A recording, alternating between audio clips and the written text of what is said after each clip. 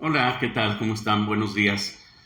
Fíjense que me ha pedido la gente, las personas, que hablemos acerca de la intervención en crisis y las urgencias psicológicas. Esto debido a que vamos a tener una masterclass que vamos a dar, Dios mediante, este, en el mes de septiembre, y me pedían que si podía explicar un poco lo que era la intervención en crisis en el caso de los psicólogos. Y fíjense, es algo bien interesante porque mucha gente piensa que la intervención en crisis es nada más el proceso de la contención y dicho en términos muy coloquiales, el calmar a la persona, ¿verdad? El contener, el dar soporte emocional a la persona en el momento de la crisis. Si bien es cierto, es parte de la intervención en crisis, también es cierto que no, que eso es nada más la parte introductoria o la parte primaria de un proceso de intervención en crisis. La realidad es que el proceso de intervención en crisis se convierte en una especie de terapia breve las sesiones posteriores a la contención. eh, Uno de los autores que a mí más me gusta y que tiene un manual muy padre, muy práctico, tipo receta de cocina para hacer intervención en crisis en diferentes casos, es Leopold Velak, en su manual de psicoterapia breve, intensiva y de urgencia, o también conocido como el manual de PBIU. Entonces, es una eh, compilación de técnicas paso a paso para hacer intervención en diferentes casos, desde temas que tengan que ver con violencia, con catástrofes naturales, enfermedades mentales, quiebres psicóticos, situaciones de víctimas de delincuencia, etcétera. Y nos va dando una guía paso a paso de cómo ir interviniendo en cada uno de estos casos. Pero bueno, volviendo a esta parte de qué es la intervención en crisis, tenemos que distinguir dos partes en el proceso, que es la parte de contención o la parte de soporte, que a eso también le llamamos primeros auxilios psicológicos o urgencias psicológicas, y luego lo que es la fase del análisis de la situación provocadora o desencadenadora de la crisis, que pudiéramos decir que esa es la parte un poco más complicada, un poco más difícil para el paciente. Porque la parte de la contención, pues es de alguna manera hacer lo que haría un paramédico en una urgencia médica. Aquí lo estaríamos haciendo como una especie de paramédicos psicológicos, ¿verdad? Haciendo ciertas labores de rehabilitación urgente e instantánea en la persona para volver a recuperar el estado emocional o la integridad emocional, afectiva y anímica de antes de la crisis. Ese es el paso número uno. O sea, el punto número uno es hacer la rehabilitación, hacer la intervención, ahora sí que el PCR psicológico, ¿verdad? O sea, hacer la intervención temprana. Pero posteriormente, y una vez que la persona ya está en esta, digamos, posición de cierta estabilidad, porque tampoco es mentira que va a tener una estabilidad completa después de ciertas situaciones, pero al tener una cierta estabilidad, entonces ya podemos hablar de lo que denominamos la parte de auditoría o análisis de la situación, que es el famoso ¿qué fue lo que nos llevó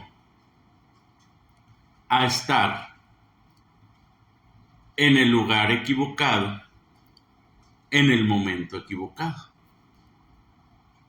¿Qué quiero decir con esto? Que en la mayoría de los casos, o en un porcentaje muy amplio, la situación de crisis, de lo que nos pasó, la situación vulnerable en la que estuvimos en el lugar y en el momento equivocado, tiene que ver con una predisposición emocional de nosotros, o aspectos no trabajados de nosotros mismos, o sistemas de vida o de contexto o de creencias familiares no sanos en donde la crisis o la situación de crisis viene a ser de alguna manera como que la punta del iceberg de todo un sistema en el que ya vivimos y sin darnos cuenta lo traemos normalizado. Entonces, eso es lo interesante. Lo interesante es el poder entender por qué a nosotros, por qué ahí, qué estábamos haciendo en tal lugar, a tal hora, o en cierta situación, en ciertas condiciones. ¿Cuáles fueron nuestras situaciones emocionales que nos colocaron en un punto vulnerable? Eso es lo más complicado. Y lo más difícil de trabajar con el paciente. Porque vamos a ponernos en el lugar del paciente. ¿Qué va a decir el paciente? O sea, aparte de que me pasa lo que me pasa, todavía me dices que yo tengo la culpa, ¿verdad? Como una especie de revictimización. O esa famosa frase que ahora se utiliza mucho es que estamos revictimizando a la persona o al paciente. Entonces, fíjense, yo diría, es un punto bien delicado porque hay una línea muy delgada, entre revictimizar y concientizar. Por eso este video se llama revictimización o concientización. Porque a final de cuentas,